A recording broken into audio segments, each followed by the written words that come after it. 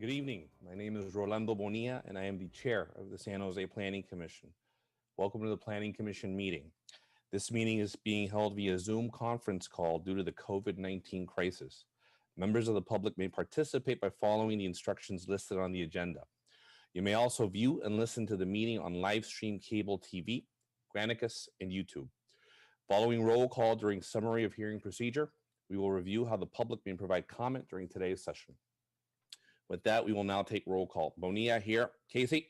Here. Caballero? Here. Cantrell? Here. Garcia? Here. Ordinois? Here. Montañez? Montañez? Okay. Oliverio? Oliverio? Ornelas Wise? Here. Torrance? Torrance? Young? Here. Let the record reflect that at the moment, Montañez, Oliverio, and Torrance are not at the meeting. That may change as we move forward. Summary of hearing procedures. The procedure for this hearing is as follows. After the staff report, applicants and appellants may make a 5-minute presentation. City staff will call out names of the public who identified the items they want to speak on. You may identify yourself by the raise hand feature on Zoom. Click *9 on your phone, or you may call 408-535-3505 or email planning support staff at sanjoseca.gov and identify your name, phone number, and what item or items you would like to speak on. As your name is called, city staff will unmute you to speak. After we confirm your audio is working, your allotted time will begin. Each speaker will have 2 minutes. Speakers using a translator will have 4 minutes.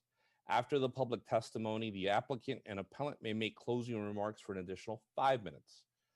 Planning commissioners may ask questions of the speakers. Response to commissioner questions will not reduce the speaker's time allowance. Staff will unmute the speaker to respond to the commissioner.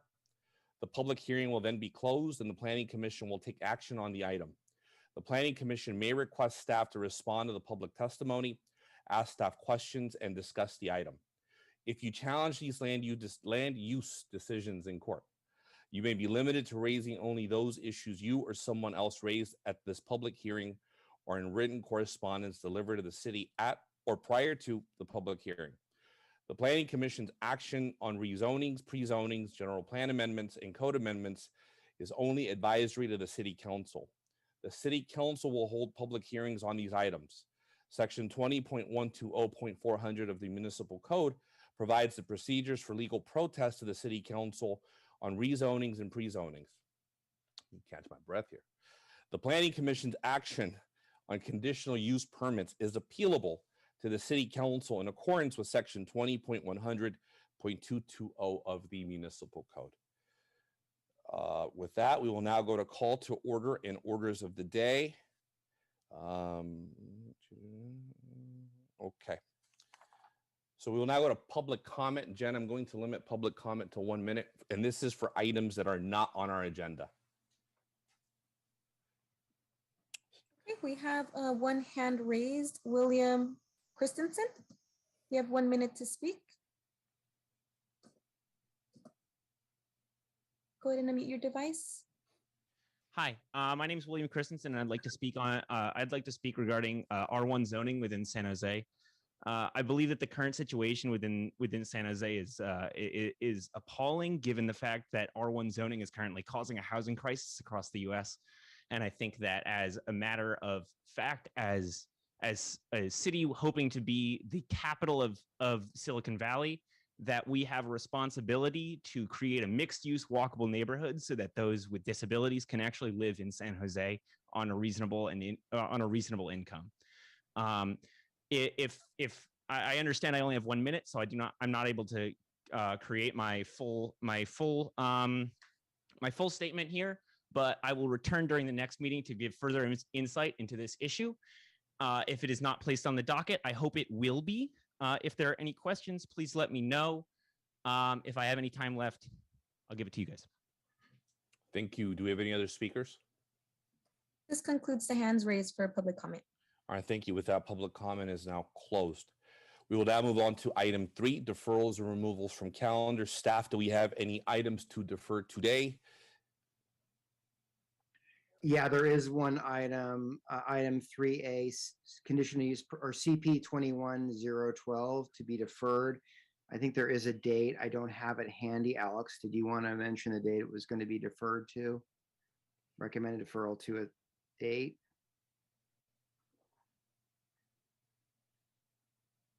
I think we have to defer to a date. I don't think it can just be a deferral. Got it. April 13th. I'm sorry, April 13th. April 15th. 13th, Yeah, I that date think. should have been on the agenda. I'm opening the agenda right now. Yeah, but Is that the date that's on the agenda? It Yes, is. we noticed to April Okay. 13th. All right. Hi, sorry to interrupt. Staff actually recommended to defer or renotice to April 27th. It does say on the agenda the 13th, but they had asked to move it to April 27th. Is that accurate? I mean, that's good enough for me.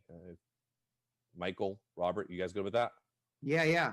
All right. So can we get a motion to defer until April 27th? Do we have a motion on the floor? I motion it. Okay. Ornella Suarez with the motion. Do we have a second? Okay. Oliverio with the second. All right. With that, we'll take a roll call vote. Bonilla, yes. Casey, Yes. Caballero, Yes. Cantrell, Yes. Garcia, Yes. Lordinois, Yes. Montañez, Oliverio, Yes. Ornella Suarez, Yes. Torrance, Young. Yes. The record reflect that the motion has passed with Torrance, Montañez being absent.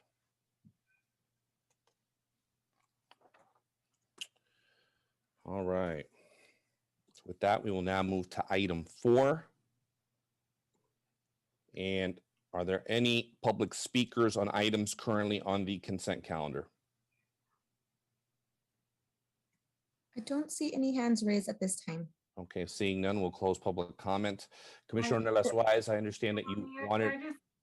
Chair Bonilla, can I just make a statement? I've been like on pause waiting to be let in for the last like 5 minutes. Well, thank you for joining our meeting, Commissioner Montañez. Sorry about that. No, it's okay. Do And you with, want to vote on the deferral? Do you want me to add you as a vote on deferral, Commissioner Montanez? Michael, me- you can't do that. It's late. Oh, it's too late. already, late, yeah, it's sorry. locked in. Yes, it's already been decided. Okay, I understand. Commissioner Neles Wise, did you want to pull something from the consent calendar? Am I correct? Yes, you are correct. I wanted to see if we could pull off the consent calendar CP 21-018. I'd like to discuss that item. Okay, I will go ahead and pull it from the consent calendar. So what we'll do now then is we will go ahead, review and approve the action minutes of March 9th, and then we'll go ahead and take on item CP 21-018. With that, do we have a motion to review and approve action minutes from March 9th, 2022? So moved. Second. All right, Oliverio with the motion, Caballero with the second. Bonilla will abstain. I was not here. Casey, Aye. Caballero. Aye. Cantrell, Aye. Garcia, Aye. Ordinois, Montañez. I'm abstaining. Okay. Oliverio, Yes. Ornelas Wise, Yes. Torrance absent, Young. Yes. Okay, with that, the motion passes with Bonilla, Montañez abstaining, Torrance being absent. Okay, I'm sorry. I'm sorry. Who seconded the motion? it was Caballero. Okay, and who abstains were Bonilla and, Montañez okay, and Torrance is absent. okay, thank you. All right, with that, we will now go ahead and get into item CP 21-018. Staff, did you want to go ahead and present something? And Yes, thank you, Chair. Can you hear me okay? yes, we can. Thank you. This is Patrick Kelly, Supervising Planner, overseeing the review of this project. And the project involves establishment of a delivery van storage facility, which includes restriping and landscaping of the existing site, as well as installation of an on-site hydrogen fuel cell generator and hydrogen storage tank for the purpose of charging the electric vehicles on the site. The generator and facilities will be required to comply with the fire code and must be operated in accordance with the National Fire Protection Association and fire code operation regulations. It also requires a hazardous materials permit from the fire department. The facility overall vehicle storage facility will operate from 9 a.m. to 10 p.m. daily. The project includes a request for a reduced 12.5-foot setback along the shared residential property line as measured to the edge of the parking pavement. And the reduced setback may be approved if the decision maker determines it will have no greater negative effect on the residential property than the standard 25-foot setback. Staff recommends the reduced setback be approved because the project includes measures to minimize impacts that would make it just as effective as a 25-foot setback. And this includes a 7-foot concrete block wall along the boundary, which will keep any noise from the operation from exceeding the 55 decibel limit at residential boundaries, and a maximum of 8 feet in height for the adjacent light fixtures adjacent to the boundary. There is also a lighting study provided in the plans, which indicates 0 light spillage onto the adjacent property, which means that no light will be seen from the property. The reason for the request is to allow for the required size for the delivery van spaces, as well as an increased aisle width, which is larger than typical for a standard passenger vehicle. And without this reduced setback, the row of parking along the residential boundary couldn't be included with the project. And so with this, the measures included to reduce impacts to the same degree a 25-foot setback would, staff is recommending the commission approve that reduced setback. The project is consistent with the general plan and zoning regulations as analyzed in the staff report, and has also gone environmental review under CEQA, and no significant unavoidable impacts have been identified. So this concludes staff's presentation, and we also have the applicant available to make a presentation, answer questions. Thank you. Why don't we go ahead and do that? Let's allow the applicant, actually, let's allow for any public comment on this item. I believe there wasn't any, but we'll go ahead and ask again. Jen, do we see anyone? Yes, we do have 2 hands raised. We have Sandra Casalino. Chair, are we doing still 1 minute or 2 minutes per speaker? Let's keep it in a minute. Okay. Thank you. Sandra, go ahead and unmute your device. You have 1 minute to speak. Hi, how are you? I was talking about the trees that are on the property that you folks are going to be removing. And I was concerned about the 2 eucalyptus trees that are in the center of the property. And they're way over 100 years old. Also, they are homes to a family of red-tailed hawks. And just wanted to clarify the status on those trees and regarding the homeless that are living on the property now.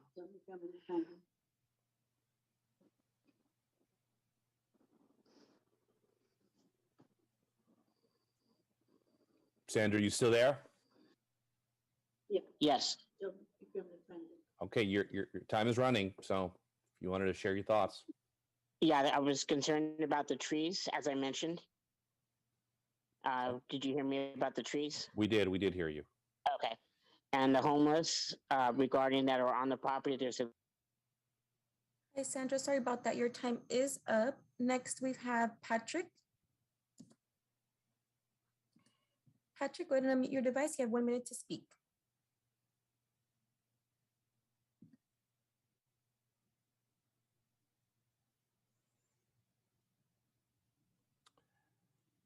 Patrick, you're on mute.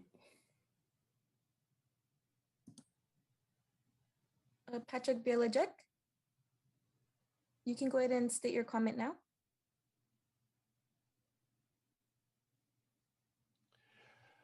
All right, let's just go ahead with the applicant presentation, and we can give Patrick one more chance after the applicant presentation. Okay. I am unmuting the applicant team now. So they should be able to unmute their device and begin to speak when they want to begin. Okay. Can you hear me okay? This is John Impus. John, we can hear you. Thank you. So thank you to the Planning Commission for hearing our presentation this evening. We're talking about a facility at 1675 Monterey Road. It is proposed as an off-site parking facility for Amazon, specifically related to the DXC8 delivery station. The site is 6.45 acres, zoned heavy industrial. It's in the heavy industrial district, fronts on Monterey Road in Pomona. There's currently a 5,300 square foot vacant warehouse building on the site that's planned for demolition. As was mentioned, it is going to be a van storage facility. The vans are typical Amazon delivery vehicles. They are larger than conventional vans. The parking stalls are dimensioned at 11 feet by 27 feet. The drive aisles are 32 feet wide to enable maneuverability, into the stalls. And so, yeah, the larger vehicles do require a larger footprint for parking. We have a total of 360 parking stalls proposed at the site. About 151 vans will be utilizing the site. Operationally, what will happen is that drivers will drive their personal vehicles to the site. They'll park their personal vehicles, get out and go to their assigned van for the day, take the van, go to the delivery station, pick up their packages, make deliveries, and then ultimately return the van back to the site for and then pick up their personal vehicle and leave. As was earlier mentioned, hours of operation will be 6 p.m. to 9 p.m. There will be Amazon is planning to electrify the site with chargers. These will be there'll be 74 electric vehicles incorporated into the van fleet, and those chargers will be hooked up to the power grid, that's in place in San Jose there. But in addition to that, with Amazon's commitment to lower carbon footprint and commitment to green energy, they are instituting a hydrogen fuel cell that will convert hydrogen that will be brought into the site and stored in a tank and converted into electricity for use charging the vehicles. With regard to the landscaping, we saved all of the trees that were possible given our layout, and worked very hard with the Planning Commission, with the planning staff to beautify the site with various new trees. There's the tree replacement that's required due to the removals is being exceeded. So we feel good about the landscape plan. We've worked very diligently to satisfy all of the requirements from the various Planning Commission representatives, and have provided some renderings that I hope the Planning Commission got a chance to view, that identify really the aesthetics of the site from Monterey Road, which we hope will be an improvement to the overall community. So with that, I'll end my presentation. Respectfully request approval of our conditional use permit. All right, John, thank you for that. I see that Patrick's hand is up, public comment. I did make that commitment. So let's let Patrick comment, and then we will close public comment. All right. Can you hear me? We can hear you, Patrick. Hey, good job. All right. My name is Patrick Belates. I work for a company called Glencore Recycling. We're located just to the south of the property that's under review here. We look forward to having somebody in there. Since Pick and Pull has left, we've had problems with just 15 minutes ago, I had a janitor get accosted right out front of my building. Some mentally challenged person. But this is the kind of thing that's happening here. And I want to be able to help out in having somebody over there. And I sympathize with the gal who called about the tree, saying that this is where the homeless people are living now. I get it. But we're dealing with real life issues here on my end. Okay. So appreciate what's called. I spoke to Patrick earlier. Patrick gave me Nathan Eady's name to be able to go over some joint project things that we might be able to help out each other with. My thing is to be able to make sure that I have access. Sorry about that, Patrick. Your minute is up. This concludes all of the hands raised. All right, with that, we will now open it up to commissioner questions. Colleagues, do we have any questions in the queue? All right, Commissioner Ornelas Wise. Thank you. I did drive by the area today and see the site, and do look forward to see this project there.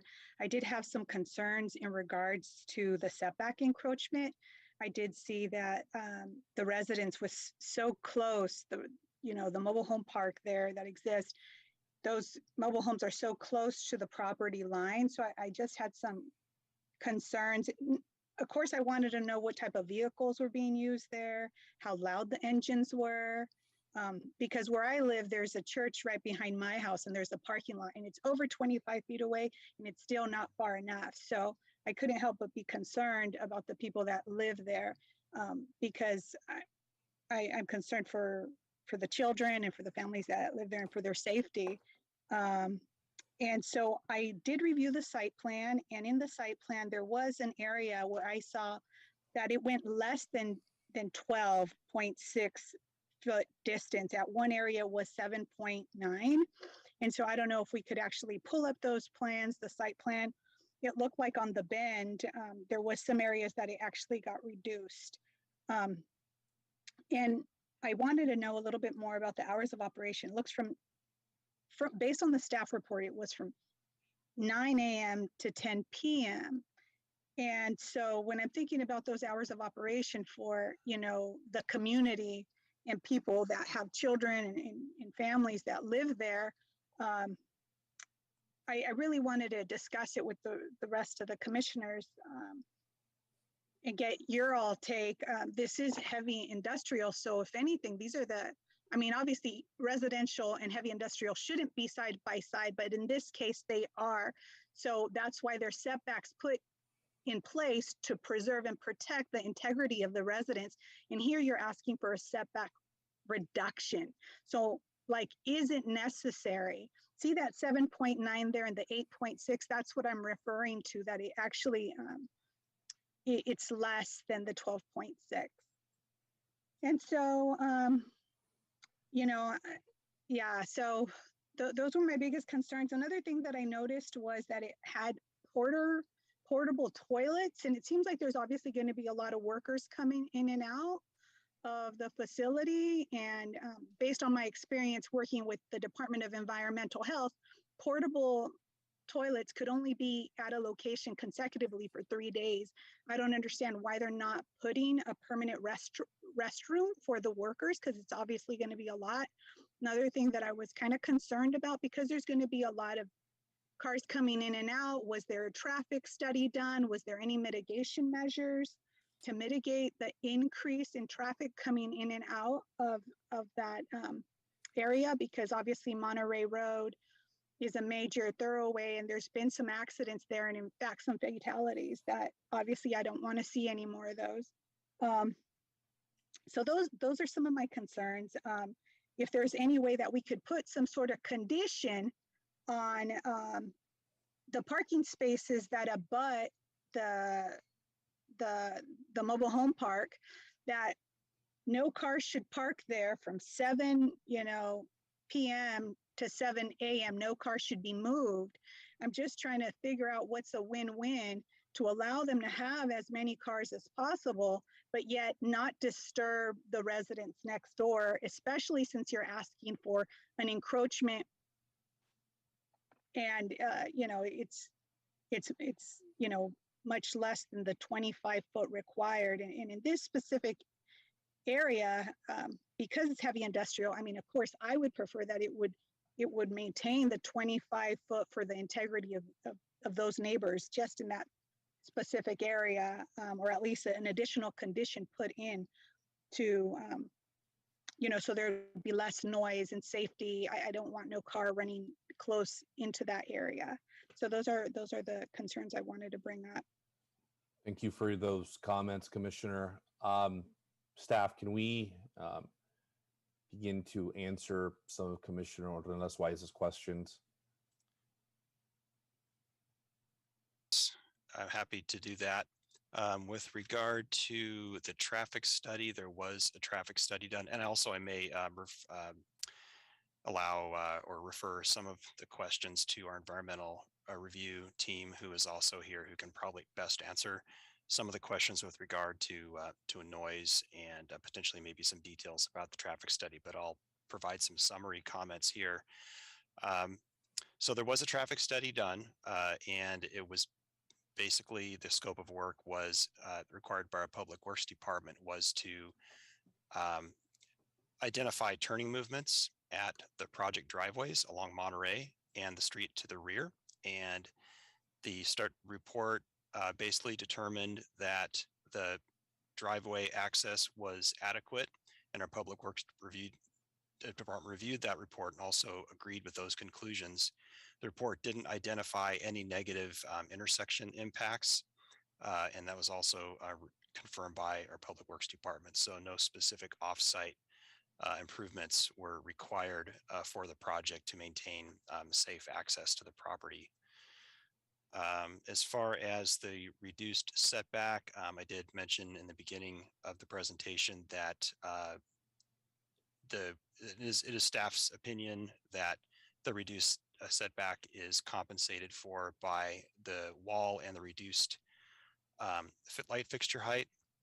Right now, there's just a fence separating the two properties, and so that would be replaced by a solid 7-foot block wall with no light spillage on the property. Concerning the reduced setback, this dimension, the 8-foot dimension, is actually only a measurement to the edge of the planter. And so we measure the setback to the edge of the parking lot. So I'm not sure why that dimension was placed there, but the dimension should be 12 feet 6 to cover the whole distance between the wall and the actual edge of the parking lot. With regard to the trees that were cited, the trees, staff believes the commenter is referring to trees that are on his side of the property, which is this side here. There are a row, there are some eucalyptus trees that are not on the project site, that the project is not removing. So those aren't going to be touched. And with regard to the portable toilets, restrooms for industrial uses aren't something that are regulated by the zoning code. It's a building code requirement, if any. If restrooms are required for the use, then that would be through the building code. So it's just not something that the zoning code covers. So but that's just regulatory information. The applicant certainly can address any of those concerns in ways that they may like to, and I'll hand it off to our. Before we go to the, sure. first of all, thank you for that. And before we go to the applicant, I see that Vera has her hand up. Vera, go ahead. Thank you. Pat, I had a question. You mentioned that the dimensions should be 12 feet 6 inches from the wall to the parking lot. Is that incorrect on the plan set then? No, it's because the dimension here is measuring from the wall to the edge of the planter. Whereas see, like the dimension here right below, it measures from the wall to the edge of the pavement.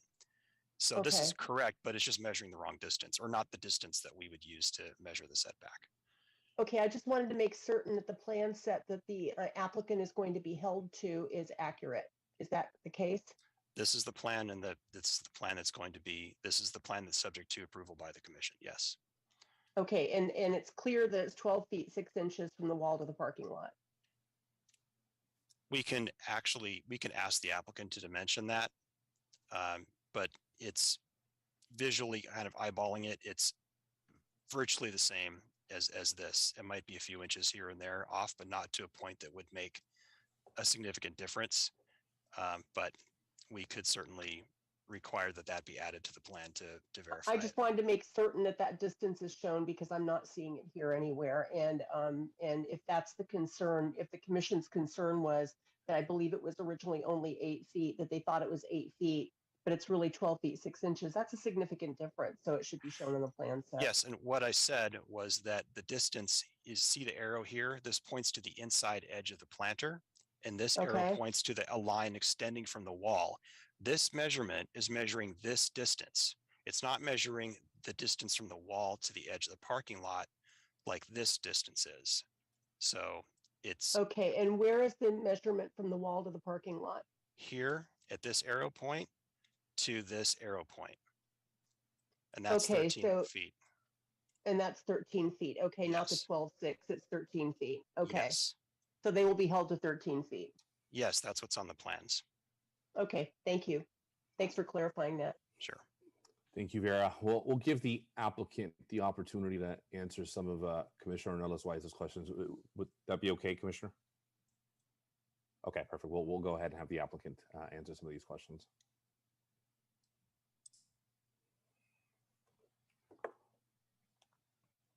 The applicant there?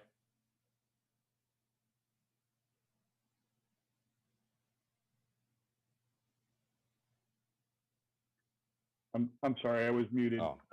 Yeah, I'm back. So yeah, with regard to the setback, you're exactly right. The dimension from the edge of pavement to the wall is the 12 and a half feet minimum, and so we did satisfy that requirement. The mitigating factor that Patrick was speaking to, the masonry wall, will be certainly effective in muting any noise from the parking lot side of the wall, and that certainly will be an improvement over the current simply fence that's in place.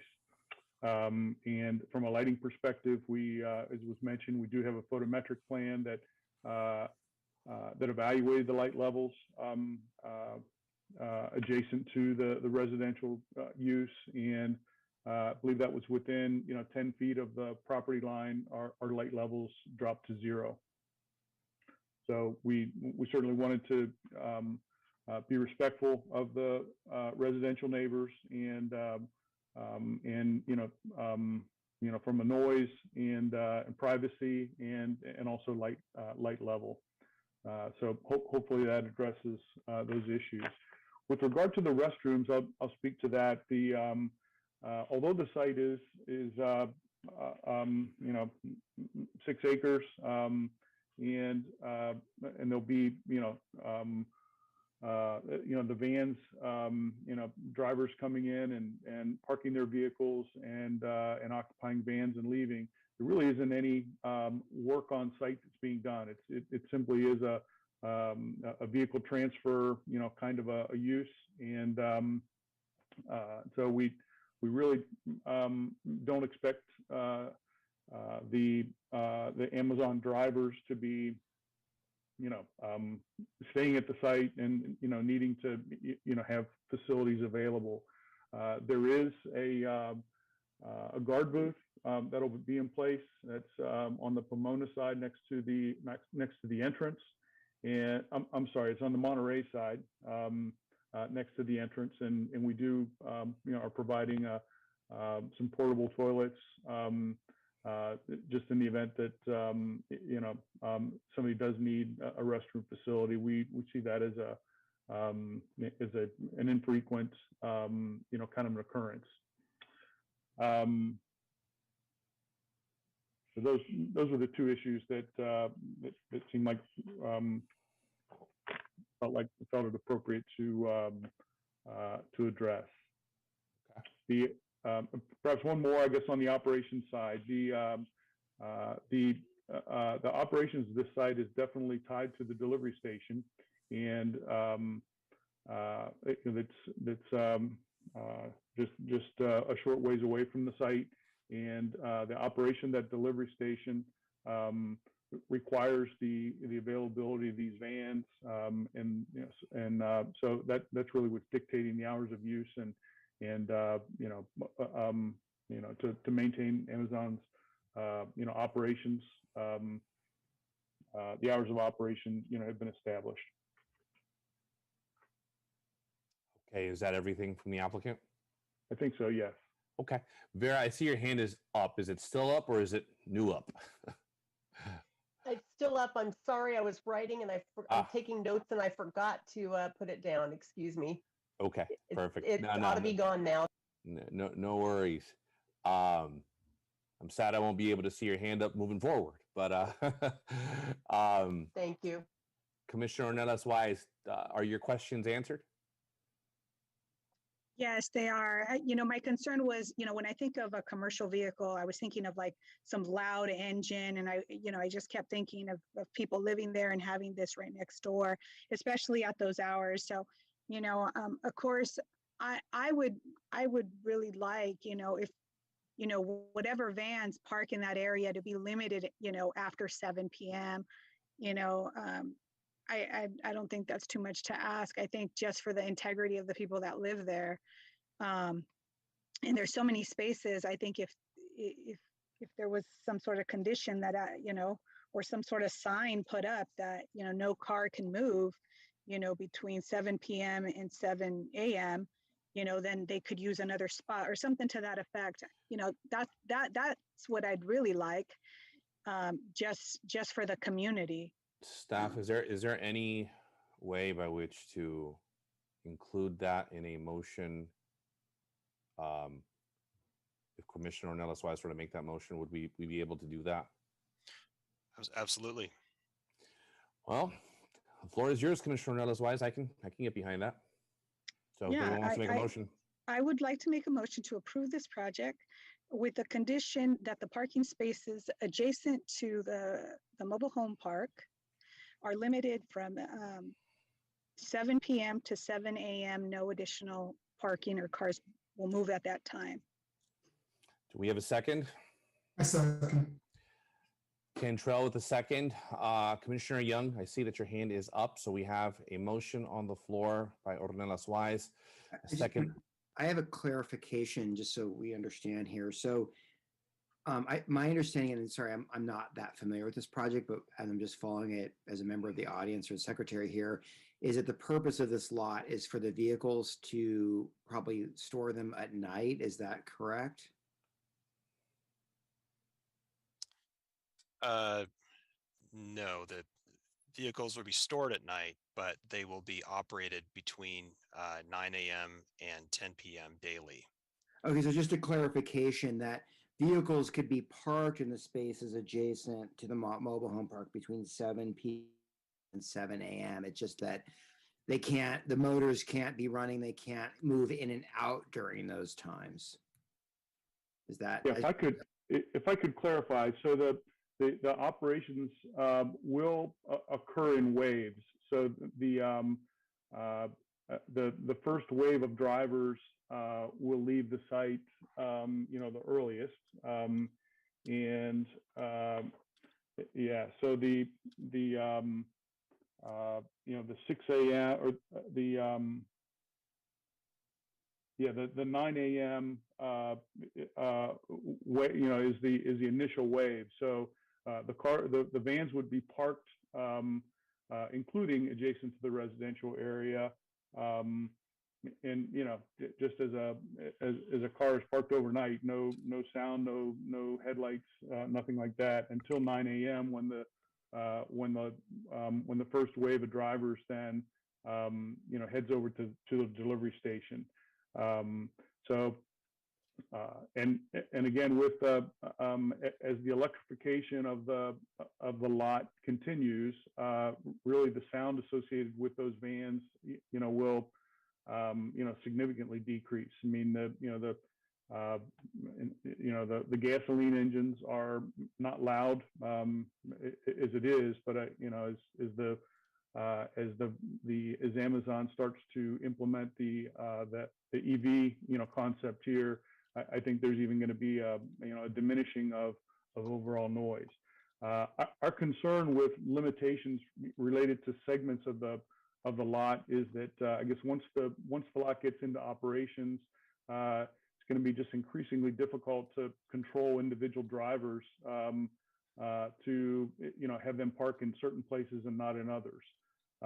So we feel that operationally that I guess the impact to those residents is going to be kind of designed to be very very soft impact as it is. So we would respectfully like to not have any further limitations related to just a portion of the lot.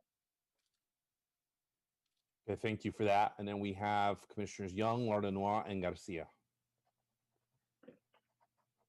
Yeah, thank you, Chair. I can't support the amendment, although I commend, Commissioner Ornelas Wise for concern about the neighbors. We would essentially be putting a restriction on at the 23rd hour here that the applicant was not aware of.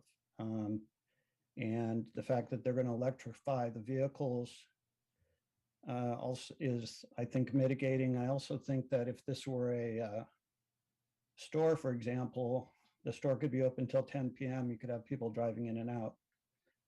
In addition to that, I think it's important to consider that the previous use of this site was literally a scrapyard, a pick and pull junkyard.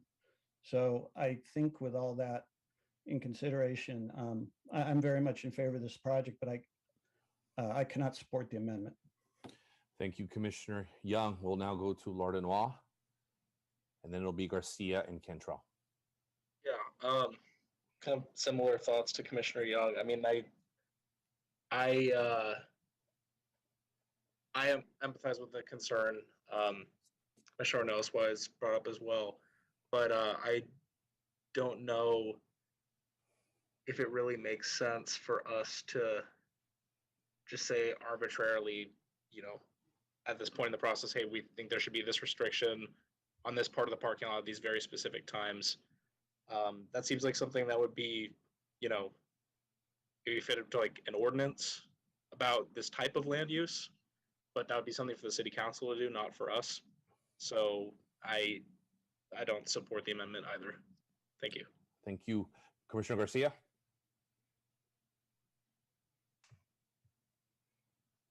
Yes, I'm in the same space as Commissioner Young.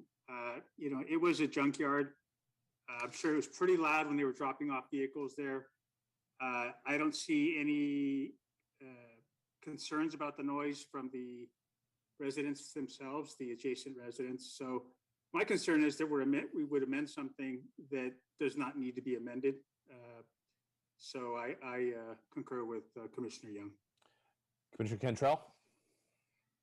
No, I think it's all fine until the use changes. When the use changes to an operation that goes into that hour, and you're sitting in your kitchen listening to what's going on across the way, that close a distance, I think it's a reasonable request.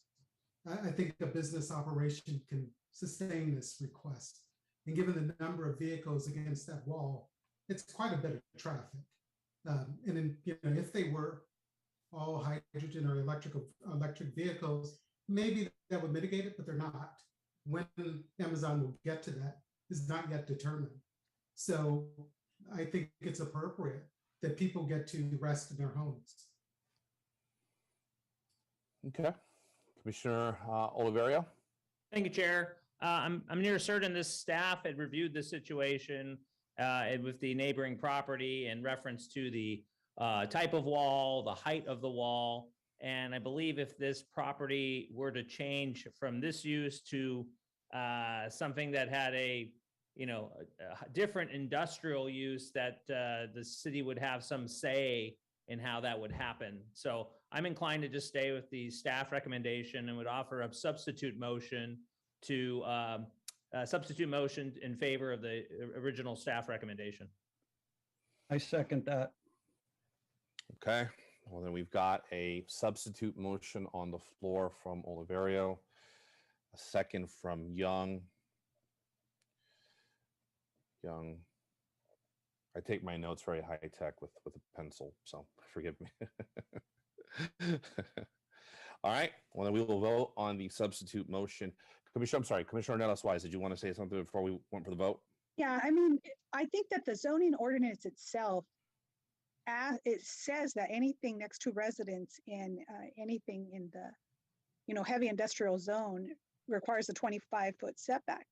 And in this case, they're asking for an exception to the rule, and we're granting them one. So because we're granting them, I'm just saying in exchange, to have a better relationship with the community and for the people that live there and for the quality of life for everyone, I think that, and because there's going to be, from my understanding, there's like 365-ish estimated cars, 74 currently right now, maybe electrical. And then people that are coming in, the workers are going to be bringing in their own cars, and who knows what kind of cars they are. So that's just what I have to say. I mean, I think that we as the commission have the power, to speak up for the people. But, I get what everyone is saying. But I also think that we are in this position to be able to say what we think is right. So that's just, but I still support the project. Perfect. So, well, I'll just ask you point blank then, since you still support the project. I'll start with you for vote then. Will you vote? I'll take the roll call. I'll start with Ordinance-Wise. And this is for the substitute motion, For the correct? substitute motion, correct. Thank you. I think that there was maybe some other commissioners that wanted to speak first, that I saw their hands raised. No, their hands they left them up. Unless Commissioner Young, did you raise your hand again? I think Commissioner Montañez. I did not. It's okay. I was just wondering, is there a way to put sunset clause on Commissioner Ornelas-Wise's motion, where once those vehicles are all EV, that we just remove that clause? This would be for our edification, because we do have a substitute motion on the floor. But Vera, did you want to respond to that question? I could, and I want to clarify the original motion also, just so that I understand it. And the reason I'm doing that is to just have the context for the response here. Commissioner Ornelas-Wise, can you confirm that the original motion was something like that there will be, that with regard to the parking that is immediately adjacent to the residential area, that there will be no vehicle movement or lights between 7 p.m. and 7 a.m.? Is that correct? That is correct, and there be a sign placed there so that the workers know. Okay, exactly. And so with regard to the other question, how many spaces are there? And I'm sorry, I'm working off a small screen tonight. How many spaces are there that are adjacent to the residential?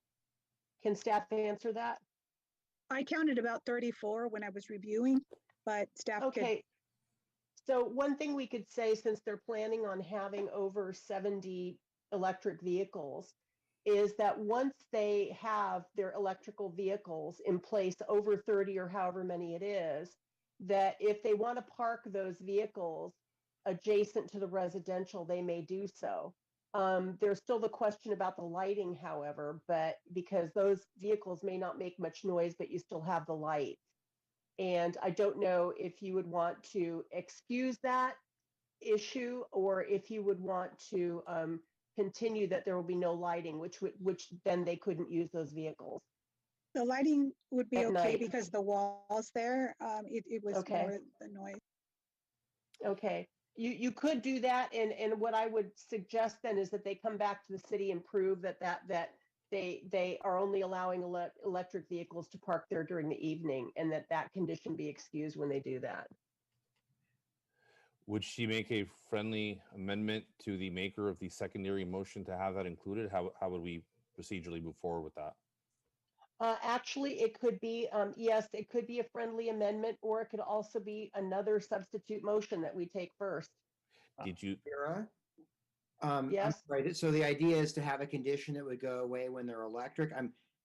Are they To using, say that, are they is to using say electric that, vehicles now? excuse me? No, Michael, what they're doing is they're going to do 70 plus electrical vehicles at some point in the future. So and there are a little over 30 parking spaces that are adjacent to the residential. Okay. So what they could do is to when they do have that many electrical vehicles in service at this facility, they could limit the overnight parking to electrical vehicles there. Got it. And that could be a condition of approval. Got it. Did you want to make that friendly amendment, Commissioner Nellis Weiss, to the maker of the motion?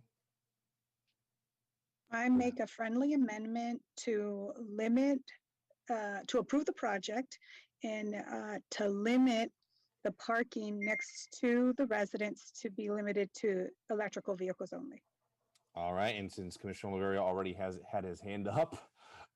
And excuse me if I'm sorry to be talking so much. I really apologize. No, when that's you say okay. When you're saying you're limiting to electrical vehicles only, would that be at the time when they have the electrical vehicles to put there? What would happen in the interim?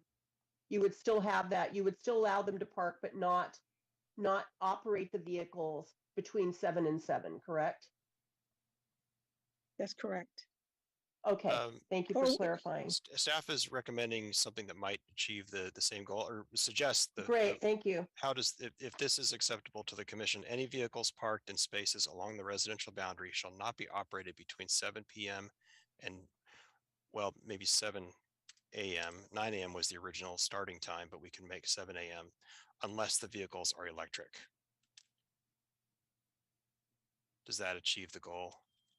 It does. Was that something that was already in the staff recommendation, or is that this proposed? is something, the blue wording is suggested language. All right. So let's do this. Commissioner Nellis Weiss. That would be new. Thank you, Pat. Then is that your friendly amendment to Commissioner Oliverio? And then after that, we'll call for a vote. Commissioner Nellis Weiss, is that your friendly amendment to Commissioner Oliverio? Yes, it is.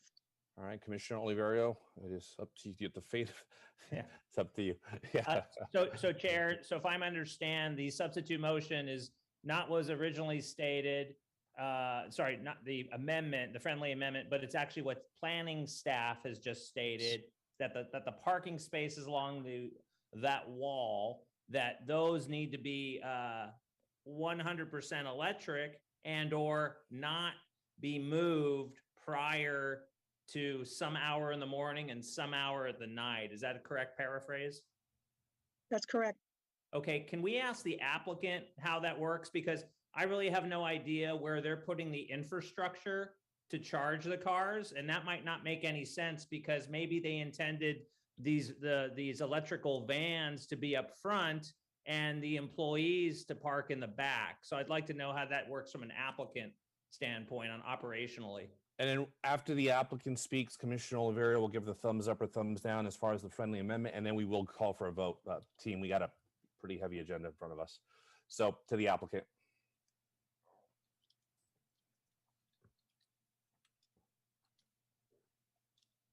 Point of order, Chair. I would like to speak after the applicant before we vote.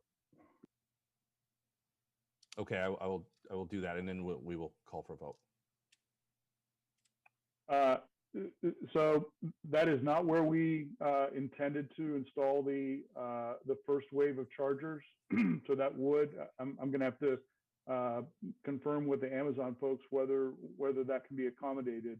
I think that there are initially planned to be some vehicles that parked at this lot that perhaps will not be in operation every day. So perhaps that can work for Amazon operations. Honestly, though, I'm going to need to go back to the team and determine whether or not we could live with that condition. Okay. So Chair, based on that comment, I think we have two options. We either give them the flexibility to use the lot as they intended to do, which was been worked out with professional planning staff over a period of months that have discussed this issue.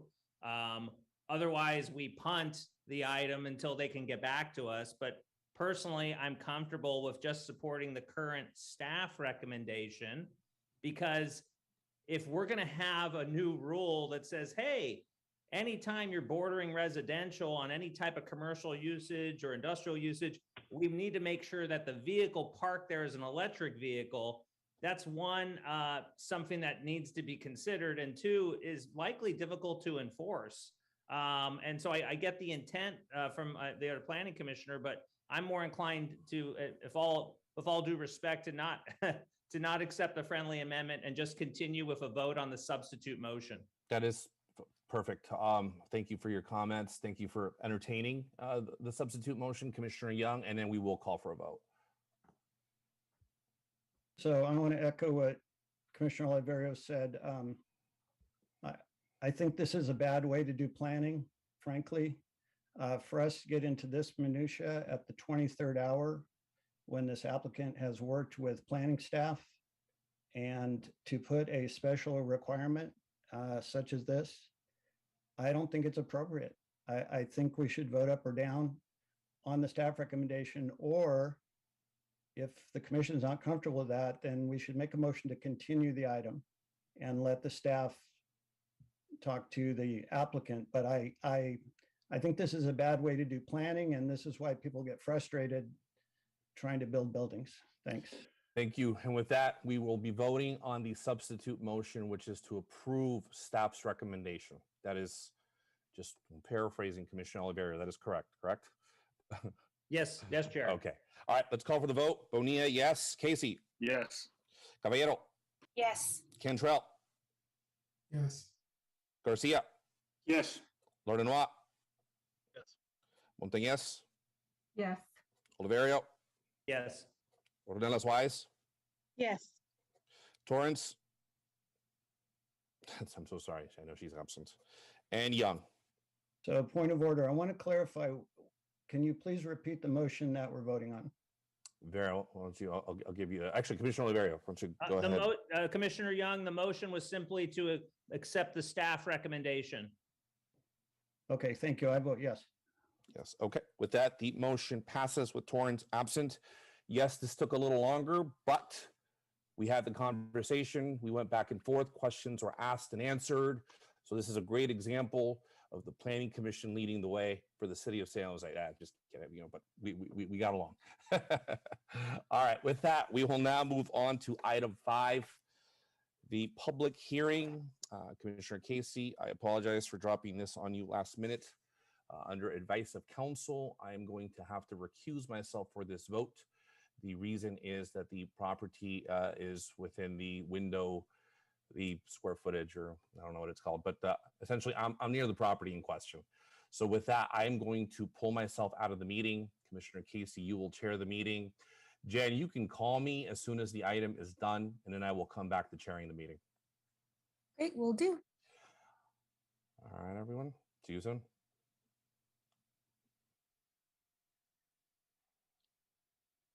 Okay, confirm Chair Bonilla has left the meeting.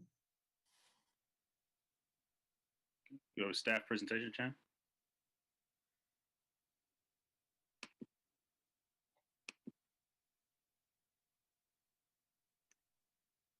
Is there a staff presentation? Oh, yes. Is that my cue? Sorry.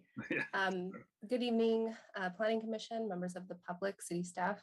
Myra Blanco, Environmental and Planning Project Manager for CP 18-003. And I have a slide deck that I'd like to share, if I may.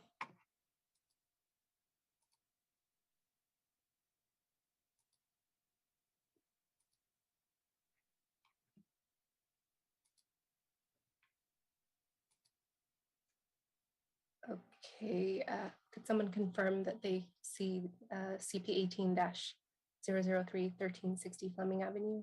Yes. Great, thank you.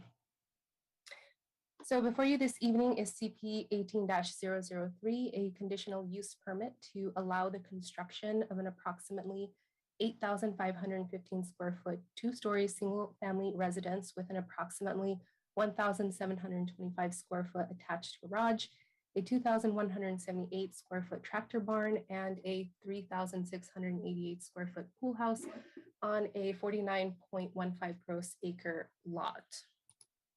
The project is located at 1360 Fleming Avenue on a 49-acre hillside property in East San Jose within the open hillside general plan land use designation and the agricultural zoning district.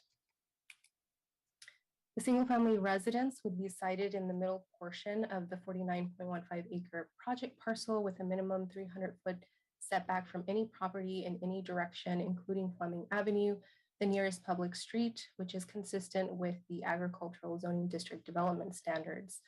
The project was also reviewed against the open hillside general plan designation, allowances, and general plan policies and determined to be in conformance. Specifically, the single family residence has a floor area that would comprise less than 2% of the total site area, which is below the maximum allowed floor area ratio or FAR of 0.02. Staff was also able to make all of the findings for the conditional use permit. The new residential development would be serviced by existing wells and existing sanitary sewer and water line infrastructure, and the design would be well integrated into the hillside setting and combined with the existing low impact agricultural uses. The project also includes the conversion of 2 caretaker units into agricultural buildings, the removal of a few trailers, addition of 2 bioretention basins, and the repaving and widening of the private on-site access road. So on this slide is an illustration of the proposed single-family residence. The city prepared an initial study mitigated negative declaration for the project consistent with the California Environmental Quality Act, or CEQA, entitled 1360 Fleming Avenue, which was publicly circulated from December 9th, 2021 to January 4th, 2022. The public notice of intent to adopt a mitigated negative declaration was publicized by filing it with the county recorder's office, publishing it on the San Jose Post Record, emailing it to all interested parties on the notification list, and posting it on the city's environmental review page. Significant project impacts were identified for biological resources, cultural resources, and hazards and hazardous materials. A mitigation and monitoring reporting program, otherwise known as an MMRP, includes mitigation measures to lessen the project's impact to these resources to a less than significant level. A condition of approval implementing the MMRP is part of this permit, as are standard environmental permit conditions to lessen the environmental effects of the project during construction.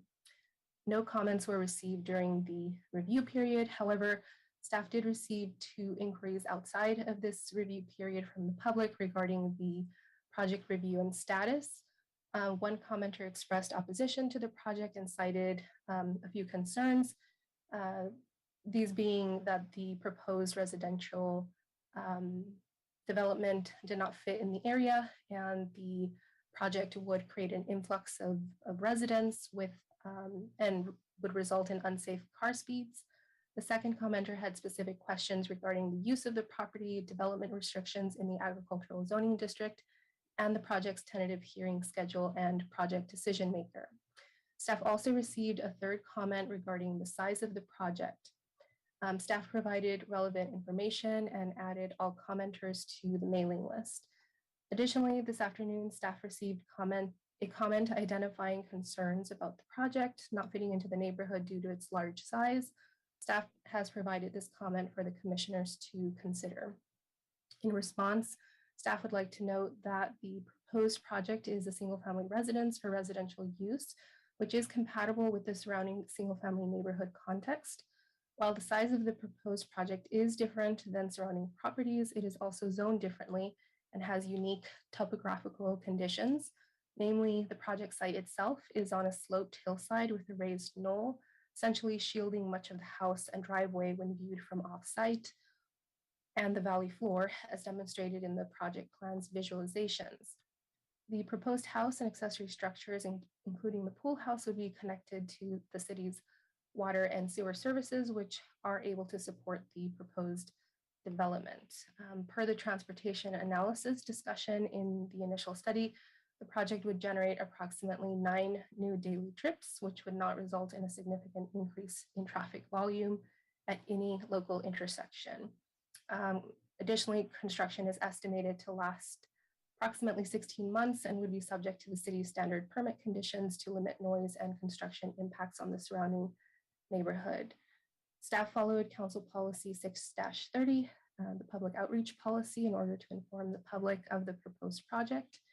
A notice of the public hearing was also distributed to owners and tenants of all properties located within 500 feet of the project site and posted on the city website. The staff report was also posted on the city's website. So additionally, staff would like to note that there was a question from a commissioner regarding the project windows. So although window specifications are not part of the current plan set, staff can add a condition of approval to ensure the windows are appropriate and, importantly, are of low or non-reflective materials. So on the slide is preliminary condition the commission can consider. And the applicant is also present and has additional information on the proposed windows. So with this, staff is recommending the Planning Commission adopt a resolution adopting the 1360 Fleming Avenue initial study mitigated negative declaration and associated mitigation monitoring and reporting program in accordance with CEQA, and adopt a resolution approving, subject to conditions, the conditional use permit as described. This concludes staff's presentation. Thank you. Thank you. Jen, do we have any public comments? I don't see any hands raised for this item. Okay. I see Commissioner Young, you have a question? Actually, I had a comment, but does the applicant wish to speak first?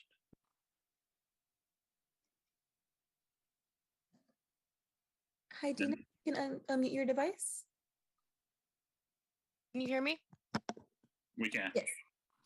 Okay, thank you. Good afternoon, good evening, Vice Chair Casey and Commissioners. Dina Morcelli from HMH on behalf of the project applicant. I'll try to keep this short, go through a couple of talking points of what we've heard so far. First, I just want to thank staff for all of their hard work on this 4-year process that has gotten us to the hearing today. We do agree with staff's recommendation for approval of the project. To give you a little bit of background about the applicant, Leon and Teresa, they are longtime San Jose residents, and since they have acquired the property in 2013, they've made it their mission to be good stewards of the land. You know, when they bought the property, there was a significant amount of trash and debris on the site, which they have cleaned up. They've planted over 130 trees on site. The sheep and cattle on site, as part of their existing agricultural operations, provide natural fire protection for the hillside. And they have no intention of further developing or impacting the hillside. This project will be their family home. And since the project was originally submitted back in 2018, the project team has worked extensively with staff to design a project that is in line with the city's general plan and zoning policies. You know, the project is proposed to be constructed on the flattest part of the site, where there will be the least visual impact from the valley floor, as well as the least amount of impact to the hillside.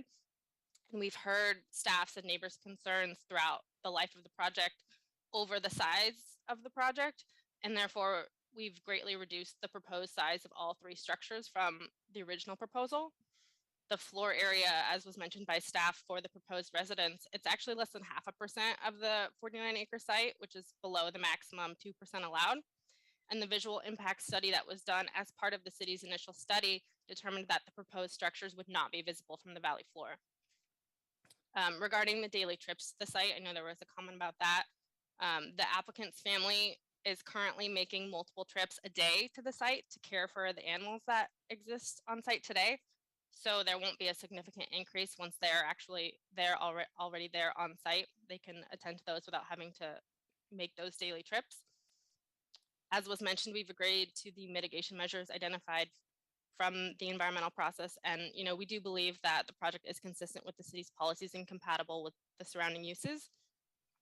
Regarding the windows, the majority of the windows facing the valley floor are under significant roof and porch overhangs. And again, to reiterate that the project itself would not actually be visible from the valley floor, which I know there was an issue about glare from the valley floor. So the visual impact study indicated that that would not be an issue. We're available to answer any other questions that the commissioners might have, and we would respectfully request that you approve the conditional use permit. Thank you. Thank you, Dina. Commissioner Young? Yes, thank you, Vice Chair. I actually went out to the site yesterday and walked it. I walked along Fleming Avenue, actually, which is the only part I could get to. And I just want to reiterate what the applicant said, that the site is beautiful. To give you a sense of how large this site is, an acre is about a football field. So we're talking 49 football fields. This is a huge, huge piece of land. And the only part that you can really see from Fleming Avenue is the slope. It's a pretty good slope going up. I could not even see any of the structures at the top from Fleming Avenue, but I specifically went out to walk the site because I was concerned about the size of the house. It's very large. But having walked the site, having looked at how beautifully they have the site preserved and fenced, I saw some horses, some cattle. I think that the project is, complies to all our planning and zoning standards, and I'm going to make a motion at this point that we approve the staff recommendation. Second. Okay, so we have who seconded that? Was that Lardnois or was that Oliverio? Oliverio. Okay. Before entertaining both motions, the motion and the second, is any other comments from the commissioners? Commissioner Ordonez-Wise? Just have a question. With the fact that we need housing and we're trying to build more housing, is it necessary to remove the caretaker's house and convert it to a barn? It can't remain as just a house? Yes, I can speak to that. Thank you, Mario Blanco, project manager with PVCE. We did consider that, and we looked at the standards for the agricultural zoning district as well as open hillside. And unfortunately, due to the density restrictions, they would only be able to have one legal dwelling unit on the property to be consistent with both the zoning ordinance and the open hillside designation. But again, this was referred to the housing department, and as detailed in the staff report, the project applicant would be subject to providing relocation assistance to the existing tenants. Thank you. Apologies, folks. My internet kicked out for a second there, so I missed that exchange. Commissioner Ordonez-Wise, your question was answered? Yeah, it was. Yeah. Any other commissioners want to speak on this matter? Okay, we have a vote on the floor. I'll go. I don't have the papers in front of me, so I might be out of order here. So Commissioner Casey's an aye. Commissioner Caballero? Aye. Commissioner Lardnois? I'm sorry, I didn't hear you, Commissioner Lardnois. I'm seeing aye, so I'm going to go with it, but I didn't hear you. Yeah, that's okay, right. Aye. Commissioner Cantrell? Aye. Commissioner Young? Aye. Commissioner Garcia? Aye. Commissioner Oliverio? Aye. Commissioner Montañez? Aye. All right, and Commissioner Torrance is absent. I'm hoping I didn't miss anyone. I just tried to hit you guys all as I see you on my screen. You missed me. You missed me. I did? No, I thought I said something. I got you. Okay. Yes. Yes, okay. Oh, I thought I did ask you. I did ask you, didn't I? Okay, my apologies. That should be a wrap. Do we have the tally? Okay, Bonilla abstained. Torrance is absent. Otherwise, all ayes.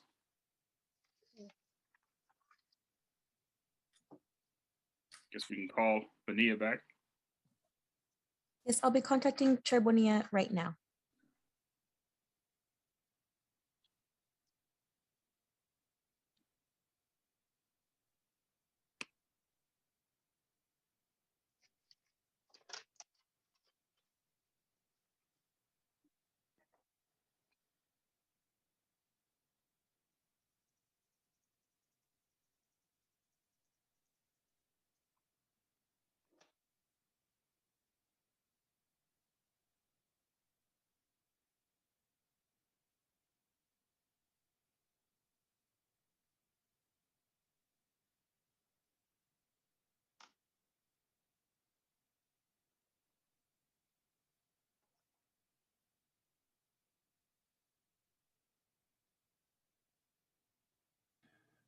All right, everyone. Commissioner Casey, thank you for holding down the fort. Hope it was not a too eventful of a meeting item. All right, with that, we will now move to item 6. Continue the general plan hearing 2022 cycle 2. Item 7, general plan consent calendar. There are no items under that. We will now go to item 8, the general plan public hearing. Staff, you can begin your presentation.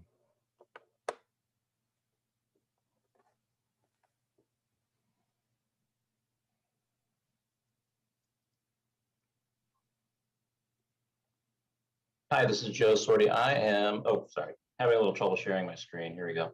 Take your time.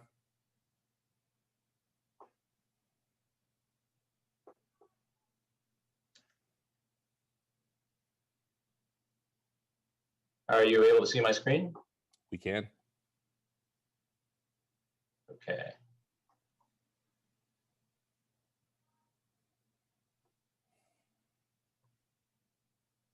Okay. This is GP 21003, PP 21008, and C 21018. Again, thank you, Mr. Chair. My name is Joe Sorty with the Planning Department. The item before you involves a series of actions which include general plan text amendments and amendments to the North San Jose Area Development Policy that will effectively retire the North San Jose policy moving forward by limiting it to development projects that have already received an approved entitlement to date. The result would be that the North San Jose Area Development Policy and its associated traffic impact fee would no longer apply to future development in the policy area. Staff is also recommending a text amendment to the general plan that would boost the potential number of housing units built in North San Jose.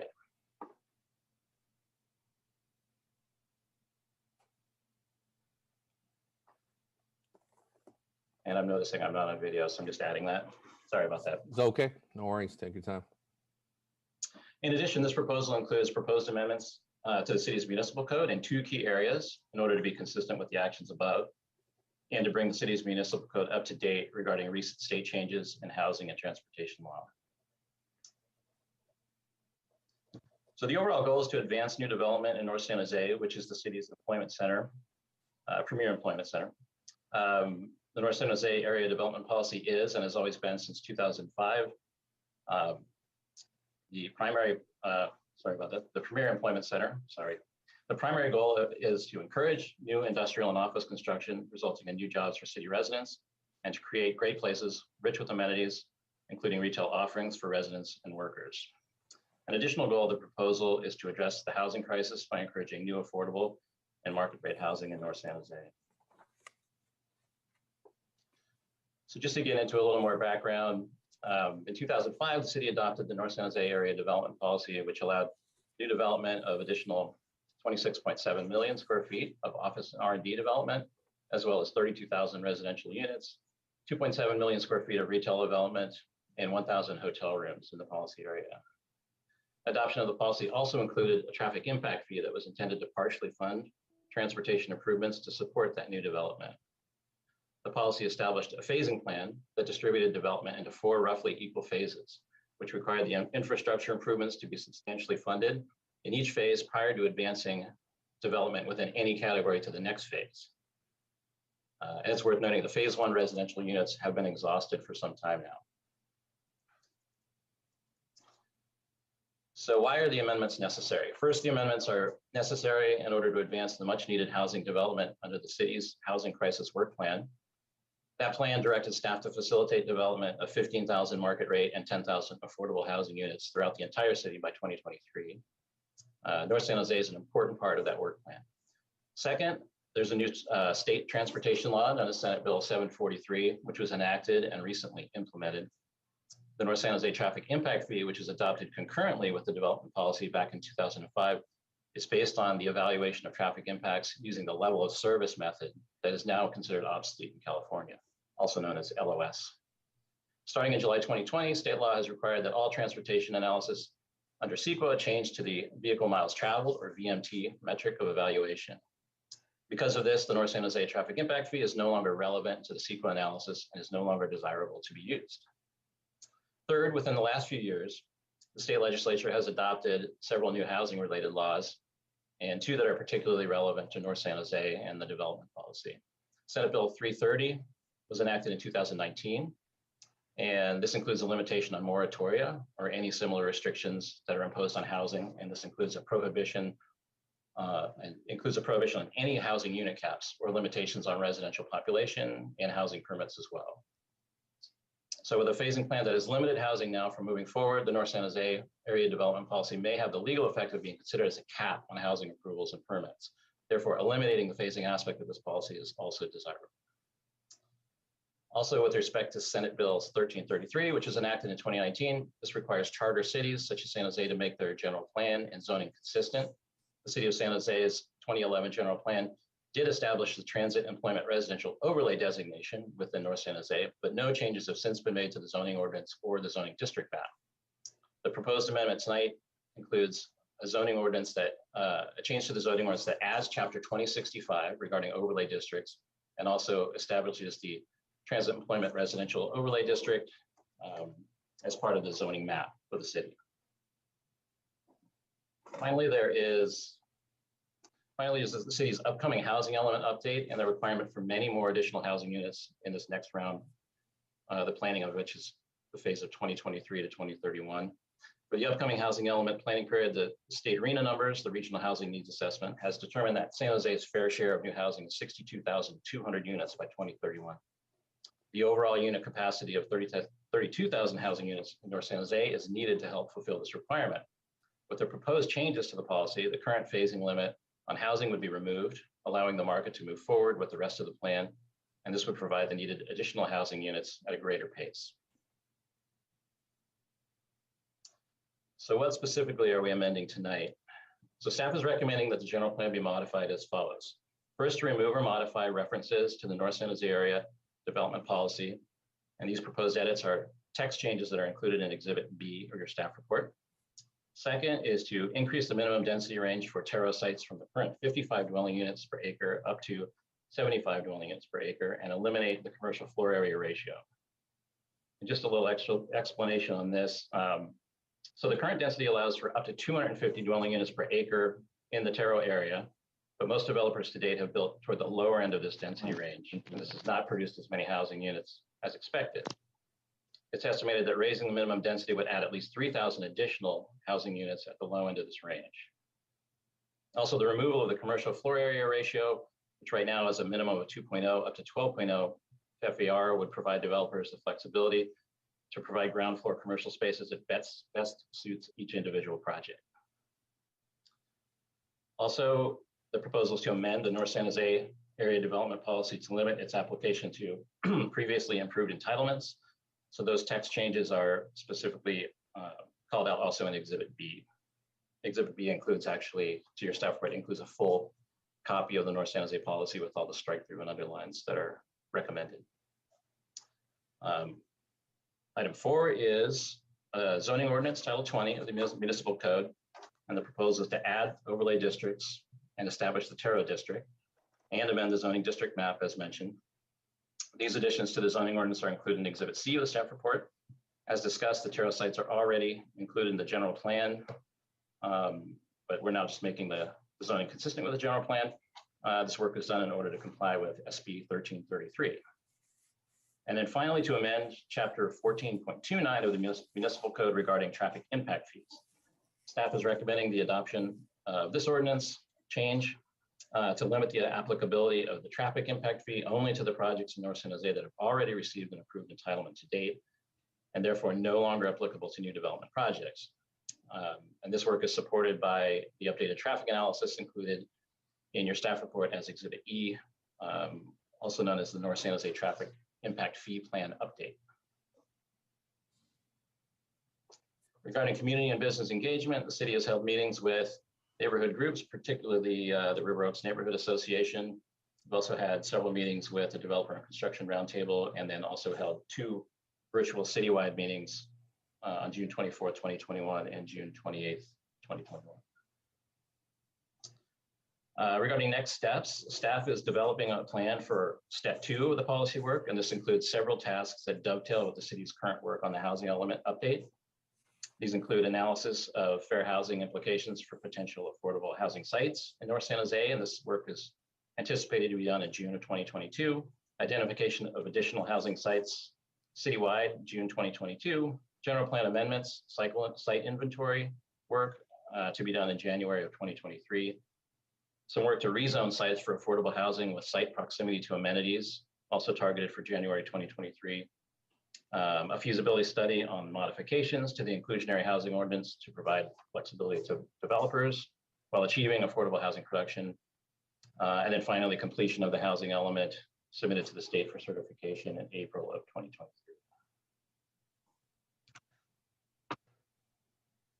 So just to sum everything up, the staff recommendation is to, item 1, the recommendation is to adopt a resolution.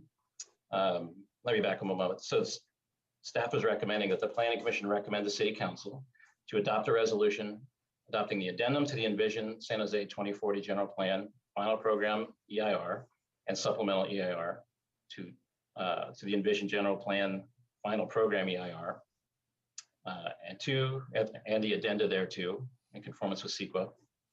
Item 2, to accept the February 18th, 2022 North San Jose Traffic Impact Fee Plan update. Item 3 is to adopt a resolution amending the Envision San Jose 2040 General Plan and the ADP to remove or modify references to the ADP in the general plan, increase the minimum density within the Terro General Plan land use designation from 55 to 75, and remove the floor area ratio requirement, to limit the application of the ADP to projects that received an approved entitlement or land use permit from the effective date of the ADP to the effective date of this resolution, to make these changes. Number 4, to approve an ordinance amending Title 20 of the Municipal Code to add Chapter 2065 regarding the overlay districts, and also to establish the Transit Employment Residential Overlay District within the zoning code and amend the zoning map accordingly. And finally, item 5, to approve an ordinance amending San Jose Municipal Code Title 14, Chapter 14.29 regarding the traffic impact fee to limit application of this chapter to projects that received an approved entitlement or land use permit from the effective date of the policy to the effective date of the resolution, thus making North San Jose traffic impact fee no longer applicable to future San Jose development projects. So I said a lot. This concludes my staff report, and we're available for questions. You did, Joe. Great job, Joe. I mean, this is a monumental task, big moment for the city. So I appreciate you taking the time. And before I go to public comment, I see Commissioner Oliverio has his hand up. So Commissioner Oliverio. Thank you, Chair. Some questions. You mentioned the impact fee is no longer relevant. Does that mean it's no longer legal? You want me to take that, Joe? I can I answer believe it is that as still well. legal. I think Vera can It is clarify. lawful because these projects were approved at a time when it was in place, and that was the mitigation for those projects.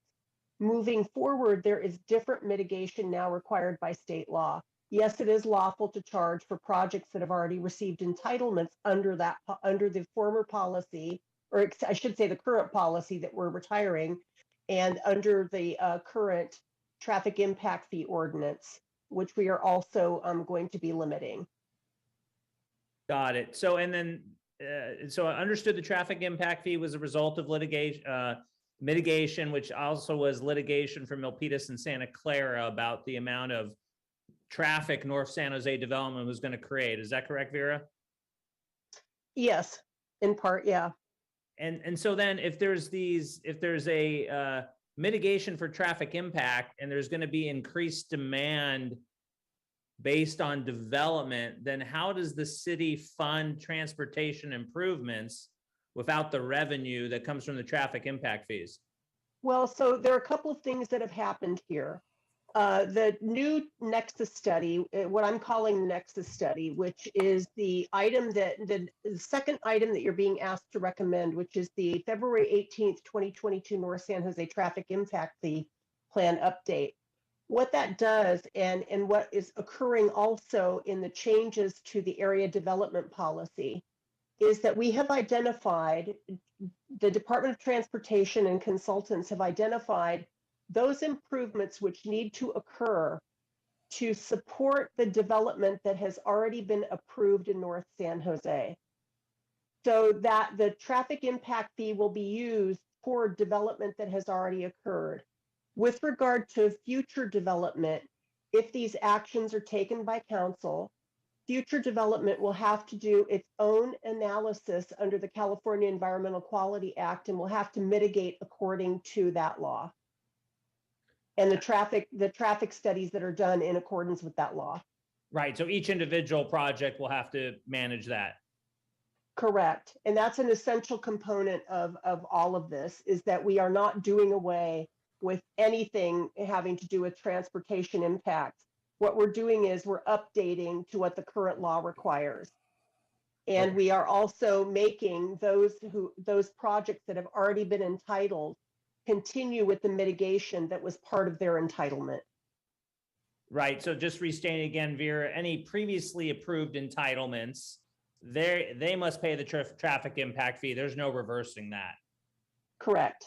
Got it. And staff, does this plan affect the Apple property that was, Apple has a property which has been undeveloped in North San Jose. Does this policy change what they can do with the land? It does not, actually. There really are no land use changes in this action. It's more about allowing land use changes. It's more about allowing what's already allowed in North San Jose to occur. So the Apple property remains industrial park. Okay, because they did get a favor from the city with the promise to provide jobs there with a reduction in fees. So I just wanted to make sure that, per what the city provided Apple, they weren't going to be able to use this policy to renege on that commitment they made with the city. Yeah, I can't comment that about specifically. I'm not as knowledgeable about that, but the property is still zoned industrial park. So, if they want to develop there, it would need to be consistent with that land use designation, or they sell the land and it would be consistent. Now, just be aware that Apple, there is some interest in developing affordable housing there on the part of Apple. So that's not part of this discussion or action tonight. That would be a future conversation we would have. And that future conversation would require a general plan amendment. That's correct. Got it. So then for Michael or anyone else on staff, does the change of this policy or what's proposed, does this on its own allow for the conversion of industrial land to housing? Well, so it does, but it's not proposing it any different than the way the current North San Jose area policy allows conversions to happen. Right, but we're removing the incremental growth of housing with jobs. And San Jose has historically pretty much only gotten the housing. The original North San Jose plan was intended to make sure that we were also getting the job growth that provides the revenue to pay for city services. And actually, yes. Well, that's the framing that we came to when the Great Recession, but when the plan was approved, that was actually not the case. The rationale was that we were growing jobs like crazy, if you remember, in the .com crash. And this plan was being developed during that period, but then of course, the .com boom, then it crashed. But the idea was that San Jose would go back to the boom years of 99, 2000, and we would start growing jobs like crazy again in North San Jose with Cisco becoming, the General Motors of tech, taking over North San Jose and Coyote, etc. So the idea of the housing was almost a mitigation for all the anticipated job growth so that trips would be internalized. Right. So it was really flipped the other way from what you just described. Now, that's not what turned out to happen, right? But that was the thinking at the time. Right. I guess it's balanced with both. I agree with you. The vehicle trips condensed within a certain geographic area versus further out, like to South San Jose. And then do we have on the minimum density, when I was on the council, I voted against many of these projects because the density was too low. And I even think 75 units to the acre is too low. This planning commission has heard projects with well over 100 units to the acre surrounded by more sensitive uses. And I'm curious, why not have at least 100 units to the acre minimum? I mean, you tell me if there's a difference in the, if you can explain the difference on construction costs between 75 units to the 100, because I don't think there are, but correct me if I'm wrong. Yeah, I don't know, Joe, if you want to jump in too, but Layla, who's leaving the city on Friday, she dug into this, and kind of what we found is that a lot of the 5/1, 5/2 projects that, the podium projects that are, one or two floors of concrete and 5 floors of stick wood, tend to be roughly in the 75-ish range, maybe a little more than that at times. And so that's kind of what we saw was a good, what the market is generally providing. I'm not to say that there aren't projects in that construction type that are greater than that, maybe 90 or so. So we thought that was a good minimum. Also, the idea is that, a lot of these sites are very, very large. And so that minimum applies to the whole site. So it's an average density. So you may get part of the site that's a little bit lower density with a different product, and another part of the site would therefore have to be much higher than 75 dwellings to acre. So that was our thinking. It's kind of reflecting the kind of development that without getting into higher rise buildings generally. So I'm sorry, go ahead, Michael. Yeah, I'm done. Commissioner Oliveira, I know you're in the zone. Do you mind if we just go ahead and allow for public comment to happen, and then we can resume questioning when it's commissioner question time? Absolutely, Chair. All right, perfect. Thank you. And Jen, let's go to public comment right now. And remember, we're at 1 minute per today. Okay, great. We have Guiliana. Go ahead and unmute your device, and you have 1 minute to speak. Good evening. My name is Juliana Pendleton, and I am the Environmental Advocacy Assistant for Santa Clara Valley Audubon Society. SCVAS is generally concerned with light pollution, bird safety, and the remaining green areas these amendments to the general plan and zoning policies could impact. This level of development, including building heights and densification, could cause more bird collisions and loss of wildlife mobility. We ask that you please do not forget wildlife and nature throughout this process. I am also confused over the significant unavoidable cumulative impact CLU1 on page 81 of the initial study, which states, build out of the proposed general plan in the North Coyote Valley area in conjunction with other planned or proposed development would be a cumulatively considerable contribution to cumulative impacts to agricultural resources. It was my understanding that North Coyote Valley was zoned as agriculture and would stay that way. Would it be possible to please clarify? Next speaker.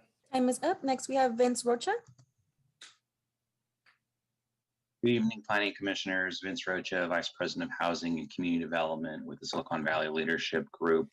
Speaking on behalf of our member companies, we believe that North San Jose is a great place to find a way to create more housing and jobs, and we believe the staff recommendation before you allows us to move forward, recognizing the update in state law and also recognizing the reality of the times. So we heartily support this effort to move the needle and how North San Jose can become even more vibrant, both as a jobs hub and reduce trips by allowing for needed much more dense housing near those jobs. Thank you. Thank you. Next speaker. This concludes our speakers. All right. So with that, we are going to go ahead and resume commissioner questions, although I do see that David Keon has his hand up. So before we go to Commissioner Oliverio, I'll let staff through David state something.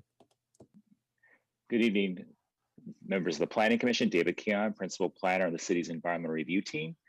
I do want to just clarify some of the questions raised about in the initial study addendum.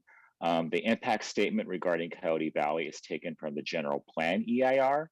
And this is an addendum to the general plan EIR. It is essentially stating that this project is in compliance with the general plan EIR.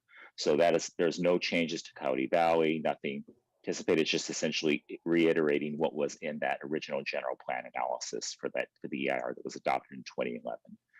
With regards to new development coming into North San Jose, the same conditions apply to all new development in the city, and this would include project level review under CEQA and also compliance with the city's riparian corridor and bird safe design policy, and also citywide design guidelines that include bird safe design measures. So all of these will be evaluated on a project level. This particular project does not change any of those requirements, and so projects at a project-by-project basis will be evaluated for impact to the environment. Thank you.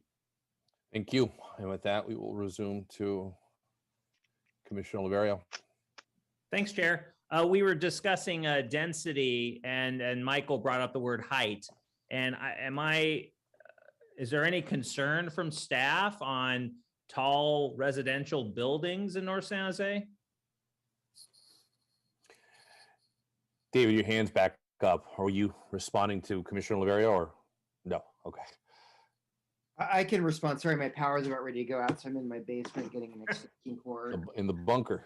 Yeah, I'm in my bunker getting ready for Putin. Anyway, no, we're not concerned about height in North San Jose. If we had a lot of height, that would be awesome. Okay, great. I just wanted to make sure that was the case. And then when I look at the page with the TERO overlay zones that are colored in blue, are all those blue areas adjacent to a light rail stop? Because I think two may not be, but I just want to. Are you seeing the, I don't know if I'm still screen sharing. I just put up a. Yeah, I see that one there. That's right. Mine are blue. It's blue in the staff packet, but it's a different color here, which is fine. So yeah, to answer your question, they're not, I wouldn't say they're all immediately adjacent. There's a lot of transit stops up and down North First Street, as we know, along Right. Anchor and of course Tasman. They're certainly were targeted originally to be proximate to transit. I couldn't speak to the proximity of each individual site. No sweat. Definitely North First Street, right? Light rail. But those other ones seem to be more auto dependent. Was curious, were these original TER zones in the initial original North San Jose plan, or are these new? They were. Go ahead, Joe.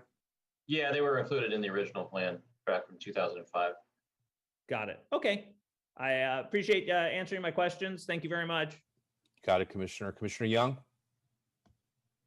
Yes, thank you, Chair. I'm really in strong support of this change. I think it's really important to do everything we can to meet our regional housing needs allocation. It's quite ambitious if you think about 62,000 units in the next 10 years.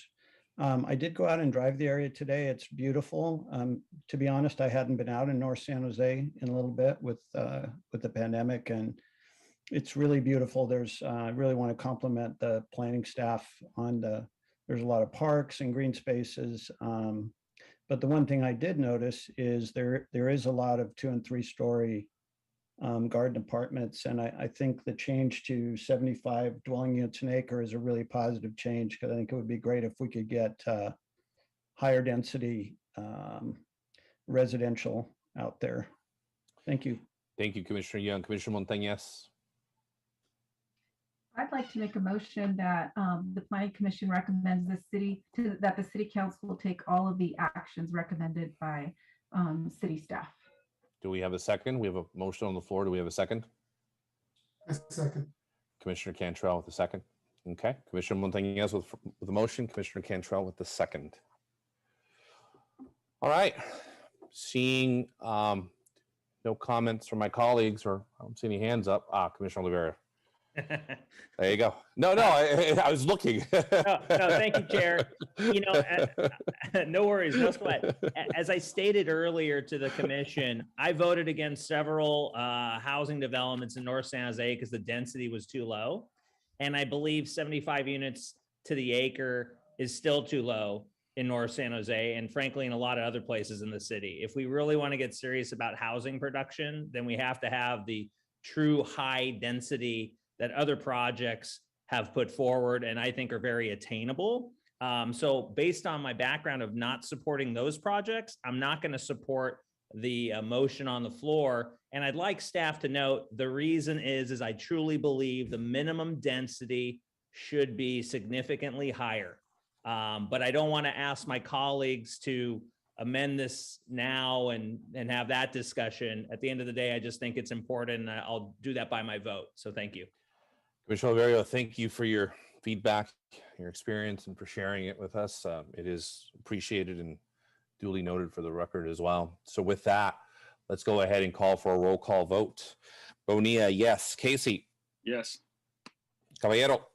Yes. Cantrell? Yes. Garcia? Yes. Ordinois? Yes. Montañez? Yes. Oliverio? No on principle. Are you sure? Just kidding. No, it is. Ornelas Wise? Yes. Torrance is absent. Young? Yes. The motion passes with Torrance being absent and Oliverio voting no. Colleagues, at the end of my term in June, I will give you all an award for putting up with my corny jokes here. Could you just repeat who first and the second? I apologize. It was a first by Montañez and a second by Cantrell. Got it. Yeah. Cut me off as I was commending my colleagues for putting up with my jokes or attempt at jokes. There you go. All right. With that, we will go ahead and close the general plan hearing 2022 cycle 2. Do we have a motion on the floor? So moved. Was that from Casey? That was Oliverio, but I second. Oh, Oliverio. Okay. Oliverio and Casey. All right. We will go ahead and take a roll call vote. Bonilla, yes. Casey? Yes. Caballero? Yes. Cantrell? Yes. Garcia? Yes. Ordinois? Yes. Montañez? Montañez? Yes. Got it. All right. We can see the head nodding. All right. Ornelas Wise? Yes. Torrance is absent. And Young? Yes. Thank you. All right. With that, it passes. We have closed the general plan hearing with Torrance being absent.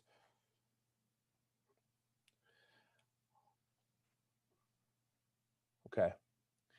We will now move on to item 10, referrals from city council, boards, commissions, or other agencies. Staff, are there any items here? I don't have anything for this item. Perfect. Item 11, good and welfare. 11A, report from city council. Staff, is there a report from city council? There is. Just give me a second. I need to bring it up.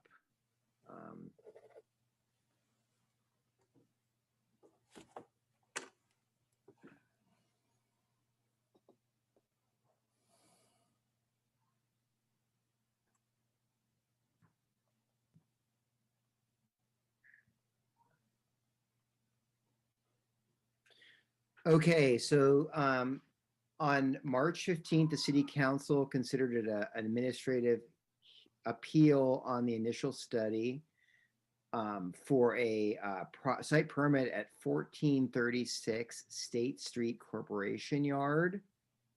And that appeal was denied by the city council. There was also an administrative appeal hearing on the initial study for a project, an industrial project at 1660 Old Bay Shore Highway. That appeal was denied. On the 15th, the North First Street Urban Village plan was supposed to go, but council deferred it to the 22nd, which was last night. Last night, the council did approve the North First Street Urban Village plan with a couple of amendments in a memo by Perales and the mayor that just added some more clarification, in particular about the kind of density and uses that the plan would support adjacent to light rail on the county properties, the civic center area. The council did not approve the Planning Commission's recommendation to add the North First Street Urban Village to the Alum Rock pilot program. Staff did not support this, and council agreed for the reason that the Alum Rock pilot program actually concluded in 2021, so it's over. And the staff in the Office of Economic Development are now focusing on a citywide approach to address small business displacement. And so the council felt that was the best approach to do that work. That being said, staff have been doing outreach to small businesses, and they have a whole program of doing outreach just to understand the needs and concerns of small businesses, see how they can help them. And North First Street was added to that body of work. So that did happen. And that concludes report back on council items. All right, thanks for that, Michael. We will now go to item B, subcommittee formation and reports in outstanding business. Anything to report there? I don't believe there is. Just give me a second here. Where were we? Sorry. No, it's okay. Reports in outstanding business. I don't have anything. Perfect. All right, commission calendar and study sessions. I don't have anything to discuss here either. All right, we will now go to the public record, and I'd like to begin on the public record since today is Vera's last meeting. Vera, thank you for your service to the city.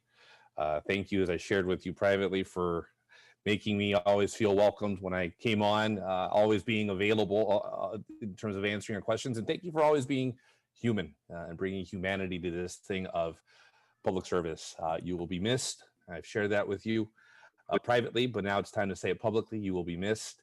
I wish you nothing but joy and happiness in your retirement.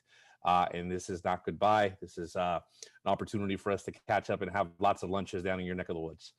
So thank you for everything. Thank you for being a friend, a colleague, a mentor, all of the above. You will absolutely be missed in terms of your service to the commission, but more importantly, as an awesome human being that I had the privilege of serving with for the last 2 years. Anyone else? Commissioner Young? Thank you very much. I really appreciate that. Thank you. Yes, thank you, Chair. Definitely would like to concur. Congratulations, Vera, and I hope you have a wonderful retirement. And thank you for all the help you've given me as a new commissioner. The item I wanted to bring up actually is my heartfelt desire for our commission to meet in person again. From a personal level, I've found it really challenging. Myself and the other new commissioners came on during Zoom.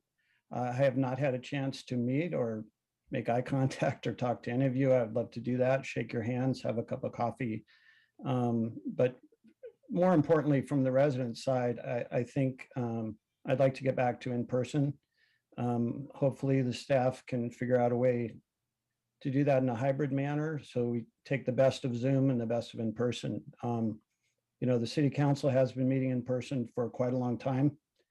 I had a chance to go to a planning commissioners academy put on by Cal Cities last week. I talked to a lot of planning commissioners from a lot of cities. About 90% of them are back in person, both small and large cities. We no longer have a mask mandate. So I would just, and I'm speaking only for myself, not the other commissioners, but I would like to see if the planning director could meet, you know, with whoever he needs to meet with on the city staff and get us back in person. Thank you. Thank you, Commissioner Young. Do we have anything else for the public record? All right, seeing none. Again, Vera, I would just like to say please. Thank you. And I would just like to say goodbye and my best wishes for health and happiness to the entire commission. And I also have a request of Robert and Michael and Mark, which is when you do begin meeting back in person, invite me to your first meeting, because I would actually like to meet the 8 out of the 11 commissioners that I have never met in person and just say hello for a few minutes and then take off. So thank you.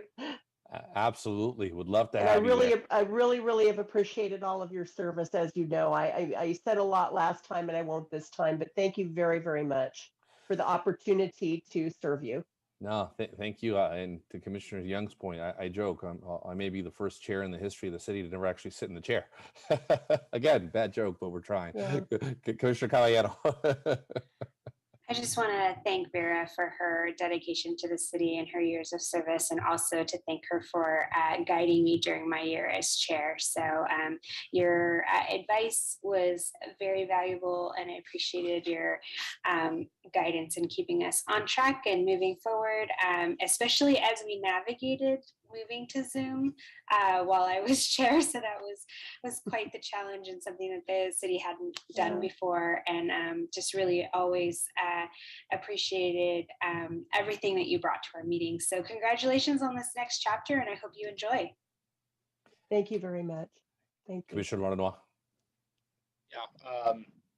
I said some of these things last time, so I won't go into too much here, but I also look forward to when we can be in person. It's definitely been a challenge onboarding this commission, not having met most of you in person, but Vera, you've done an amazing job of helping with that process and making our jobs easier here on the commission. I just want to say thank you again for everything, and congratulations on your retirement. Thank you We'll very definitely much. miss you. It's a huge change. I will miss you too. Colleagues, seeing no more hands, Vera, congratulations on your retirement. Thank you. Colleagues, have a great evening. Until the next one. Bye, Thank you. Vera. Best wishes. Bye-bye. Take care. Thank you. Bye. Bye-bye.